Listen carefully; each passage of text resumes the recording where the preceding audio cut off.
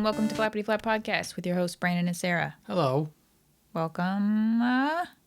Welcome to the show. Did you just make that up on the spot? Yeah, wasn't it good? It's really good. Thanks. Yeah. That'll be the new opening now. Oh. Welcome to the show. You remembered. I didn't clip the audio. It's okay. I'll cut it. Oh, okay. Yeah. No, an A. No. A nay? Hey, no. A nay now. Nay now. What? Oh, Nay because now. the horses say nay. Yeah. Yeah. Oh. Anyway, so getting into the content, I didn't make you. I mean, you readily acquiesced, consented Yes. to watching Star Trek 3 and 4, The Search for Spock, and The Voyage Home. I've never seen either of them before. Have you ever seen any of the, almost said Star Trek movies? I don't think I have. Maybe some with, Picard? Gosh, what's his name? Picard. Bacardi? Yes. Picard. It's actually Picard. Captain Bacardi. Yeah. It's Picard? Yeah. Oh my I'm just fucking with you. gosh, you're such the worst. I'm sorry. I thought you were aware of that going into this conversation.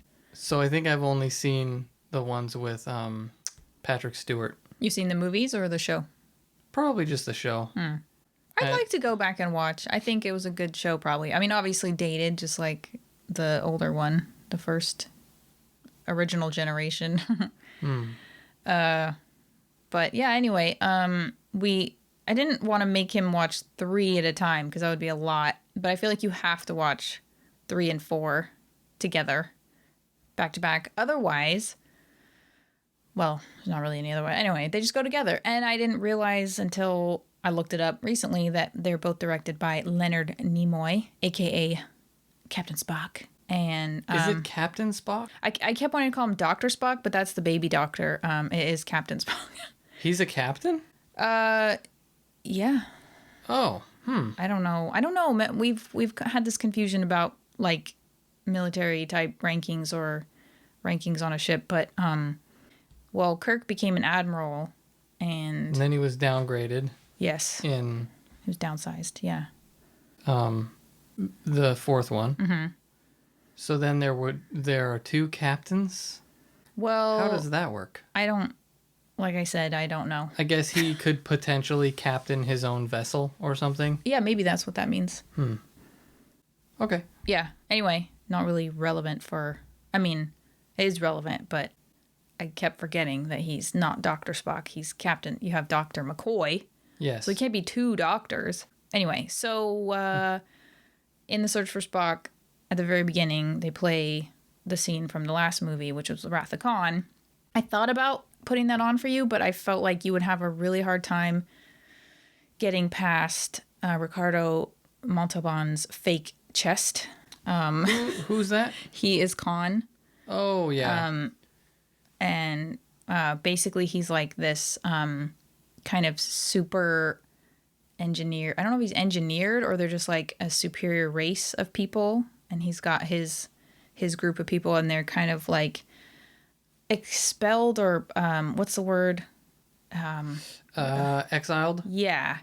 To I think it was Botany Bay or that. Yeah. So it was like a colony, so they could live together and be in their own place, like not fucking with other people, because they're super smart, super strong, just super everything. Yeah. But they land there and accidentally and find him and his people. And then, of course, so he kind of gets control and has these little gross creatures that, like, go into your ear. Kind of like in the first new Star Trek movie by J.J. Abrams. They, like, go into your brain and, like, attach to your brainstem or some kind of thing.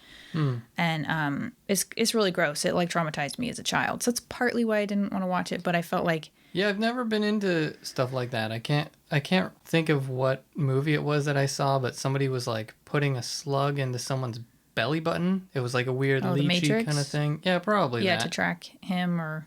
Yeah. Yeah, that was awful. It was awful. Yeah.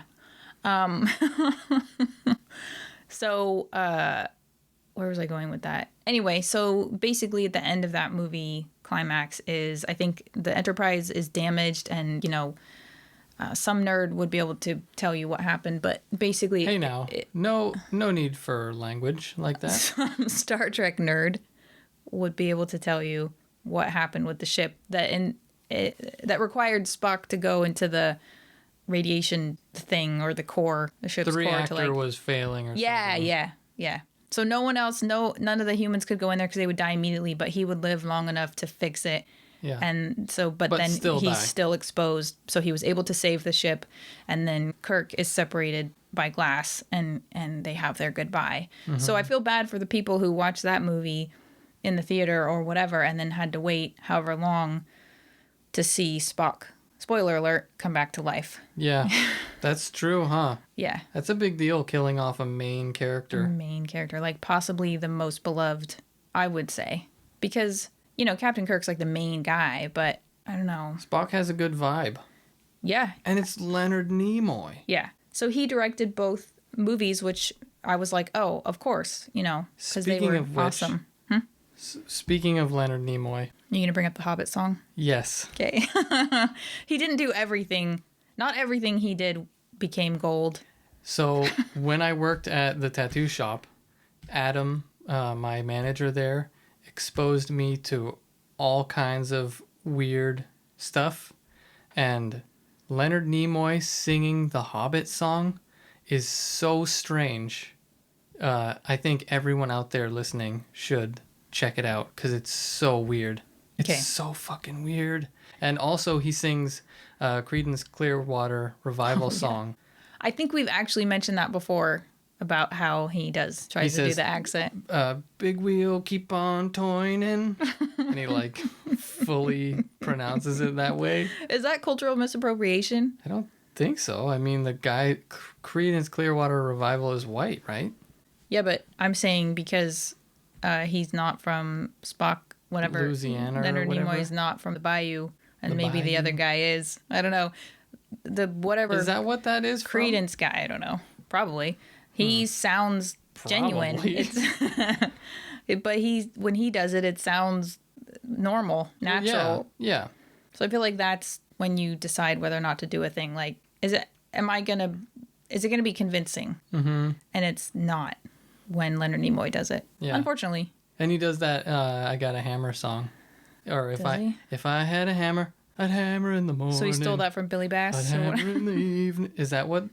It's just, I always remember that. Or maybe it was when E-Bomb's World, I think, had like a joke Billy Bass animation. Oh, gosh. And he was singing the songs. And then, but he was getting beaten up. And so every song he's more abused or beaten up, or he's got like a black eye, and he sings that song, and then I think somebody hammers him. It was great for the time. It was so ahead of its time. Yeah. Flash animations. He might actually, the Billy Bass thing might have sang that song. I'm not sure. I hope so. Well, we could probably look it up. Yeah, we'll do that someday. Yeah. So that was an adventure. What were we talking about? The Search for Spock. And I think I loved that movie as a kid. I loved both the movies. But I think I kind of had a crush on Spock, or I just kind of idolized him. Because he was obviously kind of emotionless for Very the most part. Well composed. But still kind of the conscience of... I mean, obviously Kirk, tries to do what's right, and he's very passionate and headstrong and does his stuff, but I feel like maybe Spock was the reasoning, but still conscious of he's like the ship and the crew. He was like a straight guy, but on steroids. Like the most straight guy you could ever have in a show. Okay. Right? I don't know. Am I wrong? I don't know. Who? Straight, Straight guy, not like gay and I don't know straight, why but that confused straight me, guy but- is in you have the wild card and Yeah. then the straight guy or whatever. Yeah. So, yes. Yes. You get what I'm saying? Yes. Okay. Agreed. Cool. Cool. Anyway, what again, kind of like with Top Gun, what Go ahead. I wanted to know what you thought of a movie that was pretty old and that was beloved, two movies that were much beloved from my youth, and you've never seen them before, and you're coming in fresh, coming in hot. What you think? Well, episode, do you call them episode? Episode 3, episode 4? It's not Star Wars, so I think you'd call them, Star Trek 3. Oh gosh, that's so many words. Or the third movie, or The Search for Spock. Yeah. Oh my gosh, okay. I'm so sorry. So, Star Trek 3, I thought was good, obviously. But Star Trek 4 was a huge jump in the technology. They did a really good job with all the visual effects and stuff. So we're talking 1984, and I don't know why I felt like I had to specify that.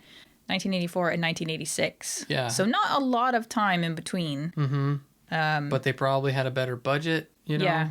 and just, the technology was really ramping up. Maybe they had more confidence in Spock as the director. She's going to call him Spock. Yeah, it's could be. basically, you know who he is. Lenny. So. You could just call him Lenny. I would never disrespect him in that way by calling him Lenny. Why? It's not Have you disrespectful. ever heard him called necessarily. Lenny? Do you think he ever went by Lenny? I'm sure he... Okay, Leonard or Len. Just always trying to shorten it. Yeah. Len. What's wrong with Good old shortening Len. words? Yeah, I really liked episode 4 better. I think watching older things, they kind of, the quality kind of pulls you out, and the datedness of a thing kind of pulls you out. Seeing bell bottoms and shoulder pads and Which you still see in the fourth movie, but it's kind of not as bad. yeah. Well, to me, what stood out is the planet Genesis that they're on. It was very cheap looking and set looking, and like the cacti, and just when like the trees would come out because the planet is like aging and dying, and it was just very kind of fake feeling, and the snow. I thought they did a good job considering the that it was time. 80. Yeah. But now it's like, Oh, yeah. Nowadays, yeah, I see what you're saying. Yeah. Definitely. But it's not like, watching a black and white movie or something where it's like, I just can't. I can't with black and white movies that, if the sound is bad and the acting is awkward and, very from that time. Like the only way you can watch speaking- it is through riff tracks. a little bit. Yeah. Like, Vincent Price a little bit. Yeah, it's exactly what I like, was thinking. you love him, but it's like, man, your speaking is so weird sometimes. Nobody talks like that. Nobody ever talked like that. Very affected. And it's like from the transition from radio to television, I think. Right? That's like why they talked kind of affected and weird. Yeah. What did you think of Christopher Lloyd as the Klingon captain or commander? Lloyd. I thought he's obviously a good actor, but I don't know. When I think of Klingons, I think of like bulky, scary, dudes. He looks exactly like his character from Dennis the Menace. Shabby, Was he in dirty, Dennis with a the Menace? skullet. Dennis. Oh, yeah, he was. He was. Yeah, the beans scene under the bridge. Yeah. I mean, he really scrubs down well. Scrubs down. I feel like the Christopher Lloyd always comes through. He's not a guy who can disappear into a character. I don't know if anybody can, though. I think you can always go, that's so-and-so. Unless they're like fully Yeah, covered. but you know what I mean. Like freaking, gosh, what is his name? From Guardians of the Galaxy?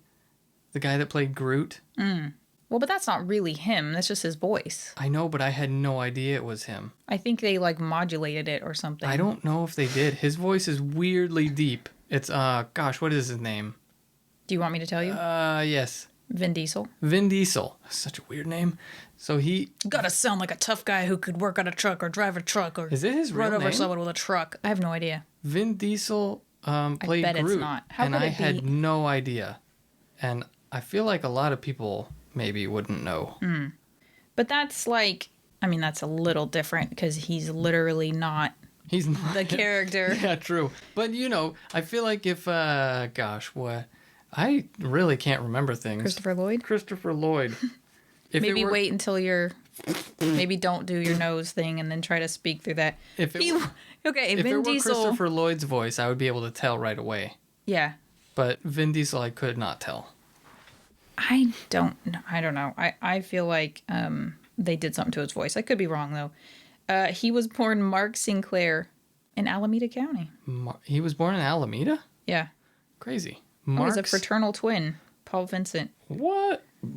Mark Sinclair. Uh-huh. Interesting. So, yeah. What a surprise that that's not his real name. Vin, like Vince? Or just Vin? To spell Vinny, Vin. They just spell it. I don't think so. I think that immediately takes down the tough guy notch. Vinny? Yeah. Isn't Vinny a tough guy name? It's like a mobster kind of name, right? I never think of that as being... Vinny. Exact. But I think of him as being kind of the ratty character of Vinny. You know? Well, maybe a little scrawny, or he's the guy you get to do your nasty jobs or something, but he's not like the leader guy. Wow. You've got that picture painted pretty clearly in your mind. Yeah. And it is that. Huh. Yeah.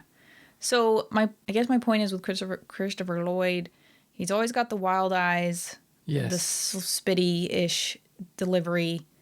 And he's got that kind of, how do you... Oh, Marty! No! Wait, what's his name? Marty? Marty. That's what they got it from. Sorry, I'm like going all over. That's so topics. Funny though, yeah. Well, how many times have you seen that movie? I've seen it a lot. So you aren't expected to like... I saw it a long time ago. Okay. But I had that poster on my wall. Did you? I had the Back to the Future poster with them both standing in the car weirdly. Yeah.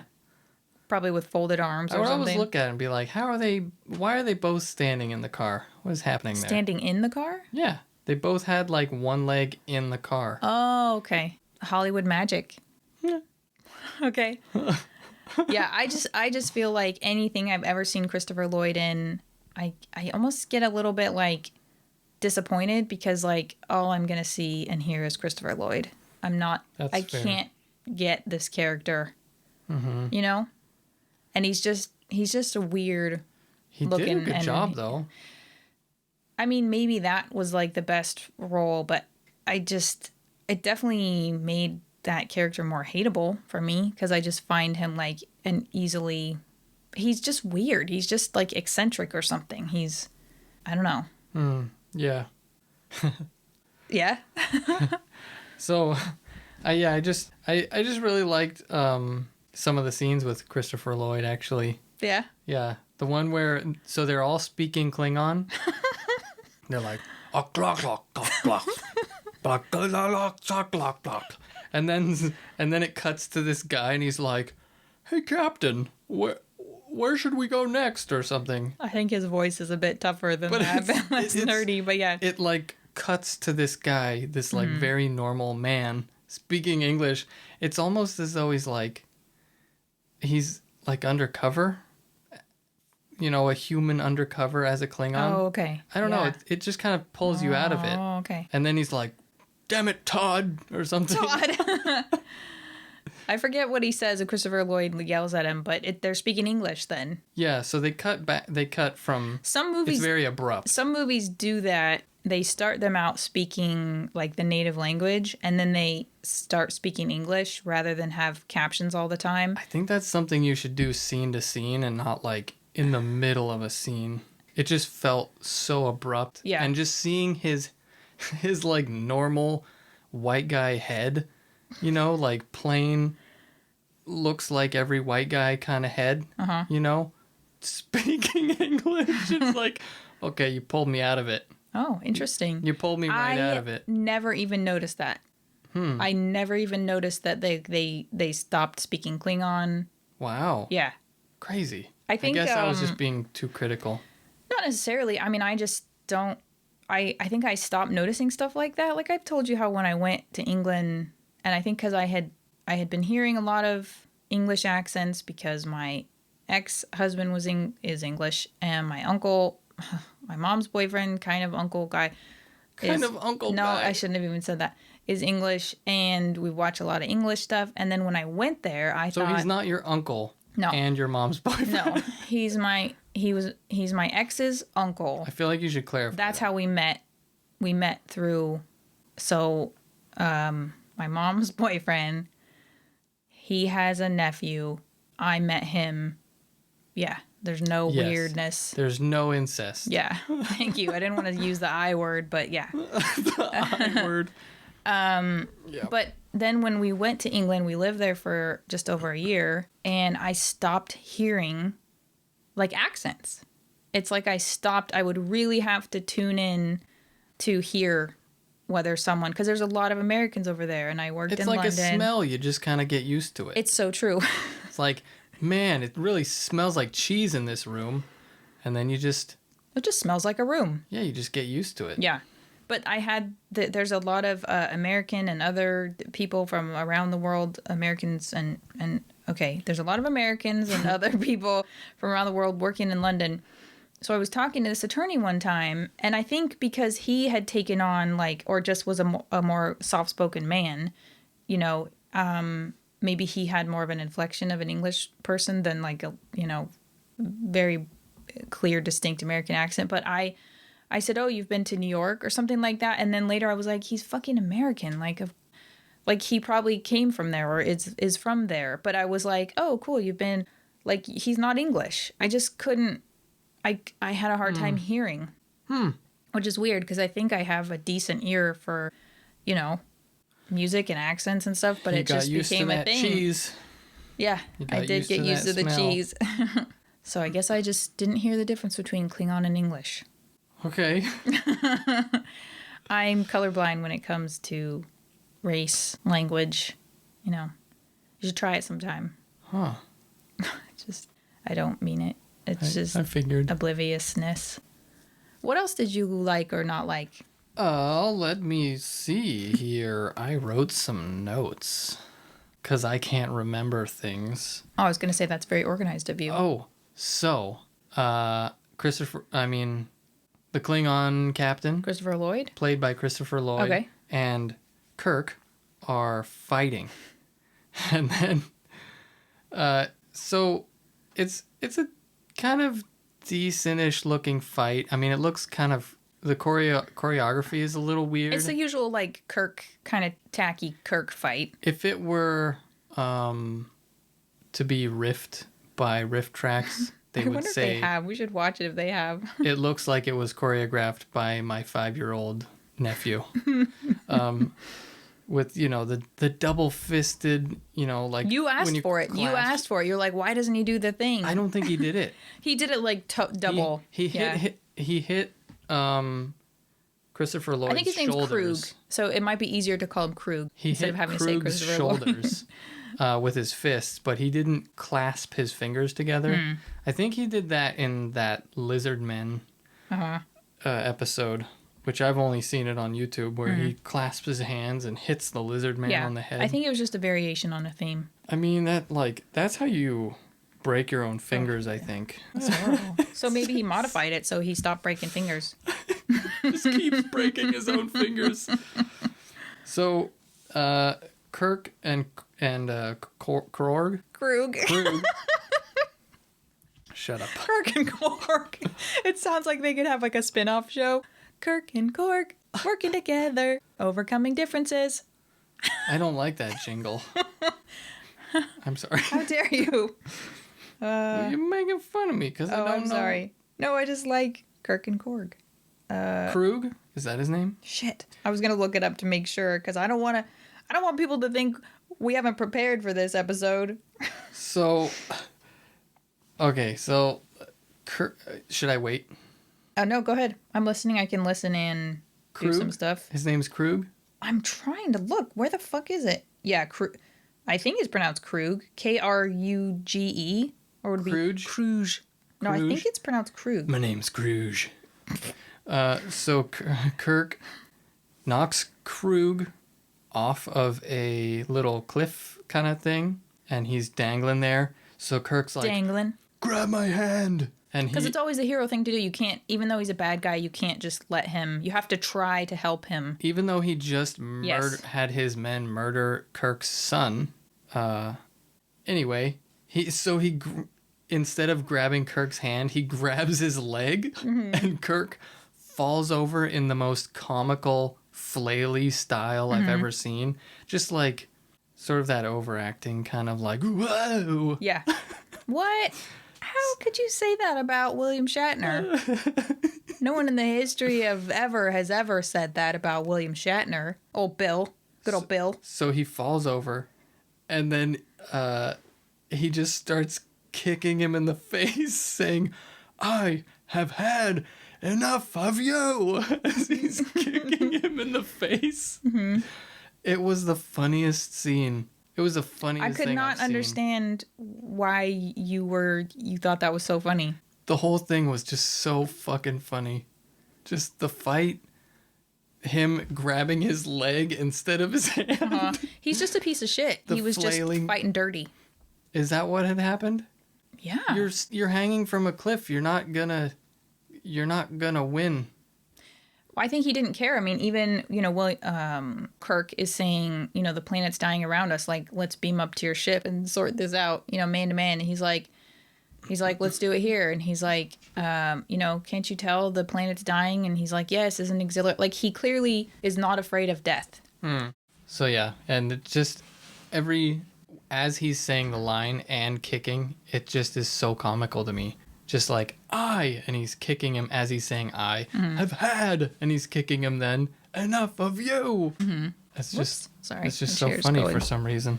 Yeah, I guess from an outsider's viewpoint, because I definitely, like, as I watched it over the years, I've been like, oh, those effects are very not good, like they don't really hold up. But I never thought that was funny. I was just like always so happy because he was just such a shitty guy, Yes. And I was just happy to see him dead. There's just something little funny about seeing the him lava. get kicked in the face, too. Any other thoughts that you had? Did you write any other notes? I wrote down some notes about the, in the fourth one with the whale. Okay, wait, don't. Cool. I just want to finish talking about the third one, if you're okay with that. Of course. I don't know what else there is to talk about, but what did you think about... So Spock, basically Spock dies, right? Yes. At the beginning. And they shoot his pod, or it's like a torpedo pod Down or to something. Genesis. With his body in it, down to Genesis. And I don't understand, I'm still not clear if Kirk suspected what would happen or just, I don't know. So he ends up basically regenerating, and the planet has been put on like an accelerated growth or evolutionary path by Kirk's son, who, he doesn't meet him, I think, or find out that that's his son until the second one, when he's already a grown man, and they're developing this project with his mom. I think is it Dr. Carol Marcus? And so his son's name is David. So he has just found that he's his son. And then he gets killed by the Klingon. Krug basically says, kill one of them, because Kirk isn't helping him, or he's not being forthcoming or something. Because he's they're not trying surrendering, to I forget. They're trying to figure out how they created that whatever evolutionary weapon for Genesis. Or that he's calling it a weapon because, you could kill worlds with it. Yeah, true. I think that was the purpose of them wanting it. Yeah. Is like it was considered a failure to the good people who were trying to just develop a world. And it was considered a weapon to the Klingons. So the son, David, used, I think they said it was like proto-matter or something.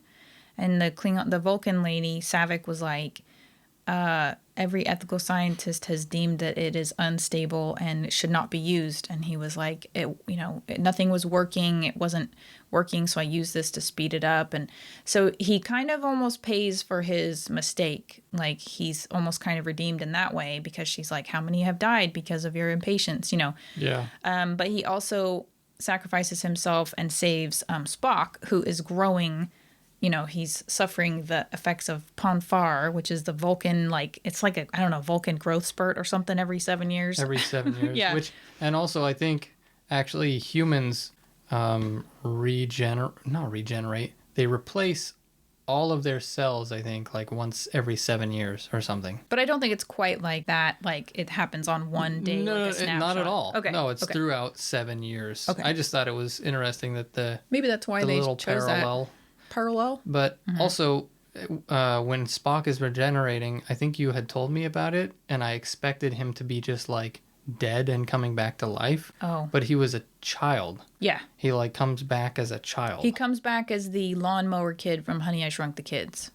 Which thought I that don't was remember. funny. I only remember the ant trap scene from We Shrunk Ourselves or whatever. Oh, I never saw that. Yeah, they made a lot of movies. There I'm was sure, like yeah. Honey, We Blew Up the Kids or something. Honey, we blew up the baby or something. Something like that, yeah. I just saw the first one. Those My were favorite scene, of course, is the crazy. cookie scene. They find one of the son's cookies and they eat it. And then they run away because the ant, and I'm like, what are you doing? Go back to the cookie. But That's there's my an ant. It'll eat you. He didn't. He was a good ant. Oh. Yeah, but He was a good I ant. liked he was a good ant. But yeah, that kid plays young Spock, which Yep. I was like, that kid looks fucking familiar. And I looked him up and I was like, oh yeah. And then he grows into his teens or something, or 20s, and Yeah. then they do this weird finger hand ritual together, I guess, to calm him down, but it's just kind of unclear to me. It's and borderline weird. like intimate, like, male female. Because then I feel like Savick and he exchange some looks later that I don't know. Maybe it's just Vulcan mysticism because it's very. I don't know. They obviously they have mind melds or whatever the fuck they do. Yeah. But it was like, is this kind of like a love ritual or just like a soothing ritual, or is there something actually happening here? Mm-hmm. Anyway. And it didn't have any resolve to it. So after it was done, it wasn't like, oh, okay, that's what that was. It was just a little bit like, what? I think it was just maybe giving a little insight to they have their other. This is insight into volcanism. Like we don't know what's going on, but he's soothed by it because it's extremely painful.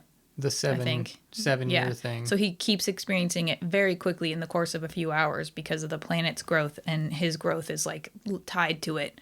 Mm-hmm. They're not exactly sure how, but what did you think of like the special effects when like they show his face kind of morphing? It was just kind of lumpy. It was just kind of like a mask that they were moving stuff around under. Mm-hmm. I mean, it was 86. It was a while ago. 84, yeah. Oh, yeah, 84 because it was the third one. Mm-hmm. Right? Yeah, I think so. Yeah. Was that the third one? Yeah. Man, I'm mixing them up. That's okay. Okay. Any other thoughts about that one that you... anything that you liked or... I really enjoyed the whole thing. Mm-hmm. I thought it was funny that McCoy was like carrying Spock's essence around in his head and like slipping into these... Like they have him at the science station, I think, and you don't see his face, but suddenly you hear Spock's voice, like giving them some kind of report, and they all turn around and look at him, and he's like, and then he's back to McCoy's voice, and he's like, did I get it right? And they were like, yeah, good job. But they're all like freaking out because it was Spock's voice. It was just kind of little stuff like that. I thought it was kind of cool. I thought it was cool too. Yeah. So, you want to talk about the fourth one? The Voyage Home. Yeah. I mean, my points and things that I notice and like, I guess, are quite shallow. Oh. Let us have it. Well, like so they're in San Francisco. Yeah. They land in San Francisco to pick up the whales. Mm-hmm. Okay, so should we just run through the whole thing, or? Oh, like the whole background? Do like a quick. So there is a beacon or something. A probe. Probe. Yeah. A space probe that comes out, and it's like destroying everything. It's shutting off all power. Mm-hmm. As long as it doesn't hear whale song, which they, Yeah, it takes them a while to figure out. They figure it out. Yeah. But yeah, it's basically searching for humpback whale song or communication, and it's not finding it because in the 2300s or 23rd, 24th century, whatever, it's like there's no humpback whales. They're extinct. And so it's kind of like a public service message, which was pretty cool in the 80s, that because they're being overhunted, and I think they say, the biologist lady says, all this can be accomplished synthetically. There's no need to kill whales. So it's just like, it's good, Yeah, definitely. But there's no whales. So Starfleet, everything, ships are being kind of destroyed or just rendered inoperable or, losing their oxygen. All power is being lost. Yeah. Because it's like, what the hell do you call those? Never mind. That's so cute. But it's like an alien space probe. It's kind of cool. Yeah. But they don't really understand like where it came from or why, but it's kind of cool that you don't really know though. Yeah. Yeah, you can kind of think about what is happening. Yeah. So basically Kirk and the rest of the crew are still at Vulcan trying to repair the Klingon ship that they've been stuck with. And, Starfleet is saying if anyone is not, in Earth's atmosphere, in the vicinity, don't come closer because you're going to be destroyed or, rendered immobile or whatever. Mm-hmm. And so they basically do calculations to go, let's just do some time travel and go back and get some whales. Yeah, because they have Spock back in normal again. Yeah. And he's... kind of normal. He's still figuring his stuff out because he was, had like no mind. Yeah, and then he was like mind melded back from McCoy. Yeah. So he's kind of a little bit like a baby, like reforming, you know, rapidly. But he's smart, but he doesn't like remember his kind of relationships with them and how to interact and his human part. Yeah. Yeah. Yeah. So they fly to New York. They fly to San Francisco to pick up these whales. Just pick up a couple of hitchhiking whales. Mm-hmm. Because that's where they hear them, I guess. At Monterey Bay Aquarium, which is actually in Monterey. Yes. But they call it like the Cetacean Institute in Sausalito. And they changed the sign, but they it's clearly, I mean, it's Monterey. And they did some special effects on it to make the water look higher in the back and to make it look like there was a like a tank? Like a tank. Yeah. But like an open tank? Kind of weird. Well, I think like they kind of used like the natural like rock, like they maybe kind of made it look like the outside of the tank that goes out to the bay. But that would be so rock. small. Yeah. I think they didn't have people there maybe because it would show scale. And you'd be like, yeah, whales wouldn't. Yeah. Yeah. But it was pretty cool. It kind of wigged me out because they did a decent job on it except for the whale effects. Yeah. But, 1986. But anyway, when they first land, I thought it was kind of funny because there are some garbage men talking to each other. In Golden Gate Park, apparently, yeah. Yeah. And they have, like, New York accents or something, or, like, some kind of fake New York accents. Both of them. Yeah. I think I would forget every time, like, this isn't in New York. This is San Francisco. Not all trash men are New Yorkers. You're right. We have trash men. I don't think they're New Yorkers. Yeah. Yeah. I just thought that was funny. That is funny. Yeah. So they run away because they don't, Let's get out of here. The Klingon vessel is cloaked because they don't want to be, spotted by people from the 80s who don't know people from the 24th century or whatever. Yeah. And so that's kind of their like home base while they're back in the past trying to find some whales. Mm-hmm. There's a lot of good humor in that. There's a lot of good humor. Movie. You can call it an episode if you want. Just a long Star Trek episode, basically. So there's lots of shenanigans ensue because they're in the 80s, and they're from the future. And watch they're where you're going, funny. dumbass. Dumbass. Double dumbass on you. Yeah. Well, a double dumbass on you. What is it that Spock says to him later where he's like, is that thing ready? And he's like, something, damn it. And he's just, because Kirk finally tells him, I think you need to lay off, trying with the euphemisms. Well, I think you need to lay off the profanity because you don't have the knack of it. But he still tries. I think Kirk says, is that thing the hell ready or something? I think he says he says some profanity. Oh. So then Spock is like, no, the hell it isn't, or something. No, he says damn, but I can't remember. Oh my goodness. Maybe we can find the clip because I don't think I had ever caught it before. Because they're walking onto the bridge and they're all kind of filing in and they're having like these kind of almost throwaway conversations and you're a little bit distracted. And then I hear him say that and I was like, I don't remember that. I don't remember him saying that. Because after Kirk tells him like lay off the profanities, like you don't know how to do it. I thought, okay, he stops. Like, he gets it. But he's still trying. It's just so funny. And maybe a little bit of sass, like, back off of me. I'm working on it, you know? Yeah, it's good stuff. It was good. I think I just loved that because you have, you know, Spock was always, like, kind of immaculate, kind of a little bit untouchable, except I think there's maybe an episode, and maybe it's Pon farr. Maybe it's a... We should watch it just to get a little background. Yeah, I know you do. Brandon is just kind of, like, resignedly... indulgently, like, slowly, like, of course you would say that. Of course you would say we need to do further research. Of the Star Trek movies. But I think he goes, because you never see him, like, lose his composure, smile, laugh. You know, maybe occasionally he'll do, like, kind of a smirk if he's feeling extra confident or whatever. But I think in that one, he actually is, like, having a fling or something with a woman. Or he's... There's something that he's affected. I vaguely remember it from being very young and being like, why is Spock smiling? It, like, messed my brain up. Spock doesn't smile. But it was also like, wow, you know? So you had a little bit of that in this movie, like, him being, like, just not having all his composure because he's like a fish out of water. Like, not just because he's retraining his brain, but because he's time traveling back in the 80s and he doesn't know about profanities and stuff like that. And so it's like he's more human. He's like this little fresh baby. And plus he's walking around in, like, a bathrobe all the time in the Vulcan whatever robes that they gave him. With his headband. Yeah. To cover his ears and his eyebrows. Right. Which is a bit of, I think they were impressed because it was a bit of improvised, like, you know, they were like, no one's ever seen an alien before, you know, and he rips off a piece of his robe to, like you said, cover his eyebrows and his ears. It was good. And then they just go back to normal. They're just... The lack of response to that, I thought was funny. Yeah. They're just like, okay, that works. Yeah. Well, McCoy kind of gives him this look and, like, shakes his head and rolls his eyes. Like, he's proud of him, like, but then he kind of, like, it's just a funny exchange. It's really...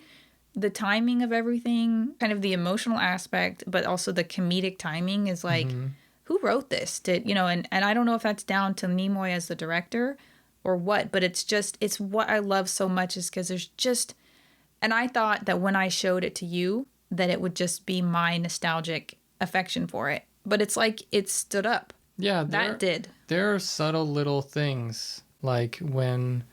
You know, they're going through the list of charges that everybody's facing. Yeah. And Scotty. How could you forget his name? That's a funny thought. You know, the guy from Scotland I never knew he was Canadian. Who sounds more Irish. He really does. Yeah. Yeah. Almost Irish. Yeah, it's kind of a travesty. So they're going through the charges, and they're talking about tampering with, because Scotty did some sabotaging work on the Excelsior.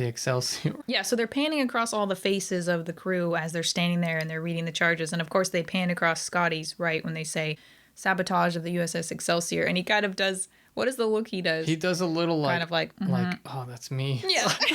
Kind of a face. But operating under Kirk's orders, to be fair. Yeah. But yeah, it was like, I don't remember that. Like, oh, they remembered. Yeah, damn it. Or damn it, they took note of that. Like, kind of looking to the side, like, It was good. That was a good little touch. I like little touches like that. What about your favorite part with the tank?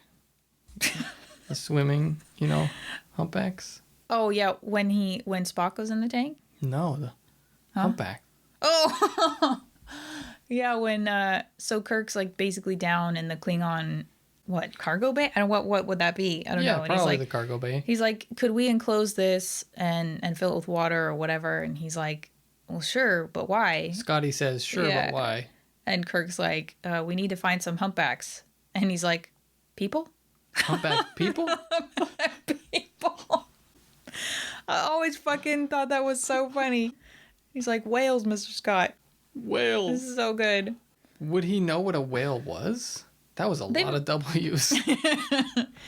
They must have whales still. I mean, they're in the San Francisco Bay. Like, that's where Starfleet is, like, headquartered. So they know that Oh, okay, they know about humpback whales went extinct, but they must have other whales, right? I don't hope know. so. I mean, it's a fictional. I hope they do. I hope It's they a fictional world. Shut up. Yeah, but Scotty's good. He has to go try to convince a guy to give him some 6-inch or whatever glass to make a tank in the Klingon ship, but they don't have money to pay for it. So he basically gives him the equation or whatever for transparent aluminum. And so he's acting like McCoy is his assistant and really, getting into that. And McCoy has to tell him, what did he say? Don't bury yourself in the part. And but he goes and my favorite fucking line, that if I'm having computer troubles, I just always use this line, "Hello, computer," because he goes to use the computer and he's trying to talk to it because he's used to that from the future. And then McCoy has this flash of inspiration and hands him the mouse. And then he holds the mouse up to his mouth and speaks and says, "Hello, computer, computer, hello, computer." And the guy's like, "Just use a keyboard." And he's like, "How quaint." And someone in one of my jobs said that. She was about my age, maybe a little younger, at a different law firm. And she said that one day. And I was like, oh my God, we're going to be best friends. Hello, computer. Hello, computer. So funny. Yeah. All of the stuff is good. All of the stuff is good. And when they go into the hospital and they give the old lady, McCoy gives the old lady who's on dialysis, and he just keeps commenting about how it's the Dark Ages and how primitive everything is. And he gives her a pill and she takes it. And I grew a new kidney. You see her later, "Doctor gave me a pill. I grew a new kidney." It's cute. It's a cute touch. They're very humanitarian, and he's kind of like this crotchety older guy, but clearly cares. It's just nice. It just kind of reaffirms my affection for the whole crew. I don't think there's a weak link. Do you know what I mean? Yeah. What was your favorite part of that movie? The lady's braless boobas? Yeah, that was kind of weird. Shoulder pads. She looked like a shoulder padded shirt or something, and then no bra. No bra, a lot of the time. And that time when she ran up to, she thought they were going to be letting the whales go at noon that day, but they had let them go in the morning. And she's walking up to the front door or running around, and it's what the fuck? You couldn't wear a bra? Yeah. Those nips are jutting. Yeah, they were. Well, there's that story about Carrie Fisher in Star Wars, that they were going to make her lose another 10 pounds. It was this is what I heard. This is what I heard, and I think maybe she said it on extra, I don't know, bonus stuff or something, that it was either lose 10 pounds or don't wear a bra. Because she was and you can see, she's running around in that white gown, roby thing, whatever. That's fucked up. Really? And so now when it's I can't help but look. Lose 10 pounds or don't wear a bra? I don't know. That's some kind of... I don't know. What do you call it? Why would that be related? Exploitation or something. Yeah. I don't think it is related. Oh, just a punishment? I just thought well, you can wear a bra if you lose 10 pounds because then we can I don't know. Why? I don't think and it was necessary. And do you remember her wearing that fucking bikini thing and, Jabba's palace or whatever? She was tiny. What are you going to look like if you lose 10 more pounds? Anyway, different episode, different time. Different show. For another time. Entirely. Yeah. Different, not show. I mean, that's for another... Series. That's for another...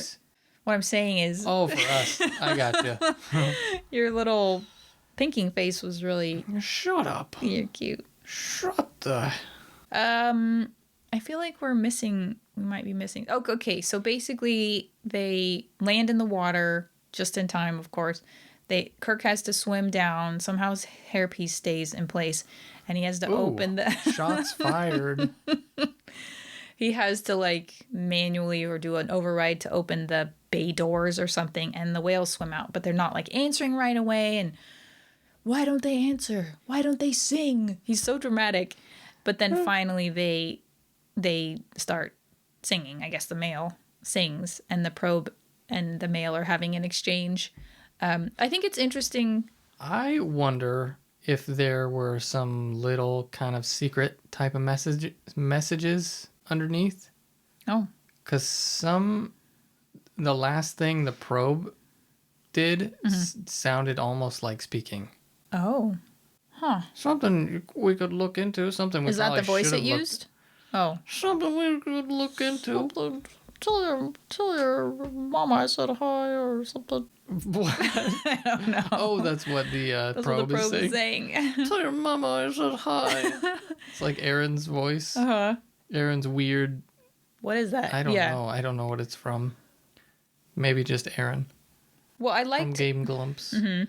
I liked that I think Kirk or somebody asks, could we simulate whale song and respond to the probe? And he said, well, we could, but we'd be responding in gibberish because we don't know like the language. And I just thought that was interesting, like kind of that they went through these thought processes and like he explained it and it was like, oh yeah, you know. That's good directing. Not leaving a bunch of plot holes. Yeah. Like why wouldn't you just try? Oh, okay.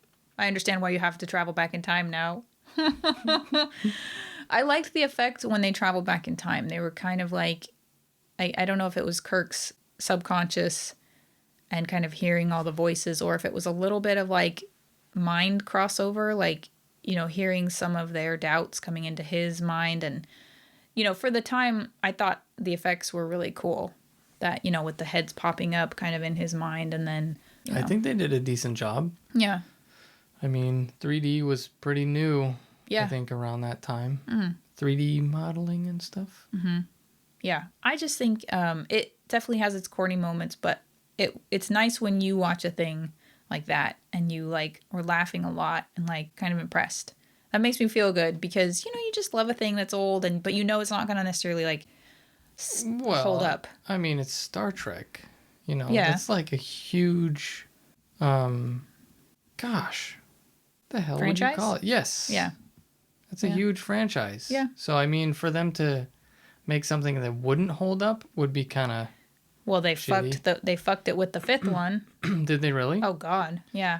Oh. And I don't even watch the first one. I think because it's not really tied to the storyline that I love, which is like Wrath of Khan, Search for Spock, you know, Voyage Home, and yeah, the fifth one is pretty awful. I think even as a kid, I knew that. Wow. Spock has like a half brother, and I think it was directed by William Shatner. And I have to wonder, with William Shatner's ego, if he went, well, Nimoy directed these two, and they were fantastic. I could do that. Do you know what I mean? Is that uncharitable of me? I heard that George Takei didn't invite him to his wedding or something. Oh shit! Because he's, I guess William Shatner is a bit of an attention hog. So I mean, you know, I don't know. I don't know enough to say anything either way, but That's funny. from that, maybe it's true. Well, he's clearly like I should do more research on things. Well, we were just going to talk about the movies today. We could do another full episode about William Shatner's attention whoring if you want. We could, like his music career. Is it as good as Leonard Nimoy's music career? I mean, I think they're both kind of bad. But Can't be good at everything. You know, Rocket Man. Right. The thing is, he is melodramatic, but I still enjoyed, at least in these movies, I enjoyed him. And maybe because it was nostalgic and it's just William Shatner, but it felt like no one else is acting like that, but it felt like it fit. And he's the captain and he's emotional and he's, you know, compassionate. When he wasn't... I didn't mind it. He wasn't viewed probably as he wasn't viewed of... This is like a Porky Pig moment. I'm having a lot of trouble. This is kind of concerning. I'm sorry. He was... Well, that's a hard sentence. He wasn't viewed as much of a... Yeah, I don't think I could put that sentence together. As much of a dork as he is now. Yeah. So he's kind of seen as a dork. Whereas back in 84 or 86, you know, women might have been like, yeah, look at that. Is that why you think that because I'm. He was a decent looking guy. He was looking a bit puffy at that point, like, Puffy. Yeah, maybe eating too much, drinking too much. He was getting puffy, and I think he was losing his hair maybe because the front bit looked a bit froey. Like, that's not your normal. It's not your real hair. I think it's been a rumor, at least, for that he had a piece for years. Man. But see, nobody talks about that with the other characters because they're not seen as dickwads. Do you know what I mean? Like, do you we know used to anything about him? Is he a dick? Has he been a dick before? I think they've just said that he's difficult. I think the crew, the other actors have said, and sometimes kind of maybe affectionately. Bit of a diva, maybe? Yeah. I also remember Chris Pine, who played the new, rebooted Captain Kirk in the J.J. Abrams movies, that he reached out to him to ask, like, if they could, like, compare notes, and he could kind of get, and Shatner was like, no, thank you. No, thank you. I don't know if he said it like that, but I feel like maybe he said it like that. And it was like, wow. Not going to help him out? Well, I mean, he doesn't have any obligation to them because they're just actors, but... The impression I got was he brushed him off in a way that... Was kind of rude. Like, maybe he should have said... And who knows, like, maybe the soundbite I got is totally off. And maybe what his message was, make it your own. But, but... or, like... Just watch, sorry, my buttons. It's squeaking. Or just watch, old Star Trek movies and take notes from that. But maybe he was, like, excited because maybe he watched Star Trek as a kid and it was like, I would love to kind of bond with you over this or find out what you view as his motivations for certain things. And that's just, true. Yeah. I don't know. And maybe take bits and pieces of that and then his own stuff. He definitely, I think, made it his own.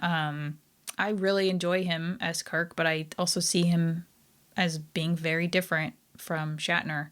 But on a personal level. I don't know. It might be fun to delve into Shatner's kind of behaviors and things, but then again, it might ruin even more of the magic. Like, I already know enough, or think I know enough, that it's like, but I can kind of see it as like on like a shallow also level. Yeah, it's a little bit like a TMZ kind of thing, which I'm not super into personally. I feel like sometimes we get into shallow shit like that, but I guess maybe not a whole episode. Yeah, that's okay. We don't need to do that. Anyway, anything else? I feel like I had a thought and then I lost it, but I think the bottom line is you feel like they held up fairly well in the important aspects. Yes, I think so. I enjoyed the humor. Yeah, you definitely like the humor, the comic relief. Star Trek 4. Yeah, I thought it was good. I think you would enjoy Star Trek 6. So skip 5. It's like the Harry Potter movies. I always skip number 4 because I just thought the Goblet of Fire was just terrible. And let's see, all the rest I think are pretty good. Same with Star Trek. I kind of skip 1. Maybe I'll go back and watch it. But I feel like it was really early, and I don't know who directed it, but... I'm just not really interested in the story. All of the Harry Potter movies. Did you? Mm-hmm. Why is that? Because Harry is always kind of getting everyone else into trouble. Mm. And he kind of loses every fight, it seems. So it's just kind of like disappointing to watch. Like, come on, Harry. Oh, he's on the ground again. Or, come on, Harry. Oh, he's, Is he? He kind of gets beat up a lot. Like a lot. When? How many? Have you even watched all the movies? Yeah, probably. Maybe I'll have to watch them again. Maybe we need to do a Harry Potter marathon in the I'm just kidding. I don't know if he ever bests Malfoy. I mean, maybe he does in... Well, Malfoy's always got his grunts with him. In the match. In the Quidditch match? Yeah. Yeah, he does. He does, but... In most of them. Yeah, I think in the second one, that's the first one where he's up against Malfoy. I think physically and magically, he's always getting spanked. And it's just like, man, this is the hero of this show. He defeats him in the... He's like the chosen one, but he's constantly getting... What's the one where he, or Dumbledore dies? And yeah, the fifth one or the sixth one, he does the Septum Sempra. He reads it in a book. That's where he gets the idea for the spell. But we Probably should go back to Star Trek. But anyway, he beats him in that, and then because he basically splits him down his chest or something, and Malfoy's bleeding out in the bathroom, and Snape has to come fix him. Whoa, I don't remember that. That sounds gruesome. I mean, you just see blood seeping out. It's I think basically like a slash wound. Oh. Yeah. Anyway. Like a spectral blade? Sure. You fucking nerd. I think we should watch the 6th Star Trek because I think you would enjoy it. There's more Klingon stuff, and it becomes more of like about like the kind of quote unquote racial type, you know, or interspecies like tensions, and how the Klingons have been kind of marginalized in a way. They are like a very kind of warring, aggressive people. They're jerks. I mean, they're looking for like destructive weapons, and they're just But I think in the 6th one, they're like their population is really diminished, and it's like probably because they don't have any friends. Probably because you're probably exactly right. They're jerks and they're constantly warring with everyone around them. Yeah, that's what happens. You don't have any friends. Stop being such an asshole. Yeah, you bunch of scrotum heads. Yeah. All right. Sorry for you the heard racism. it here first. Okay, well, let us know what you think in the comments about, I don't know, if you have a favorite Star Trek movie or if you think these hold up. If you don't, I don't want to hear from you. Whoa. Whoa. And if you haven't already, please like, subscribe, hit the notification bell if you're on the YouTubes, leave us a rate and review. We would love that on any other podcast platforms. And, yeah. Say hello. Thanks, guys. Thank you.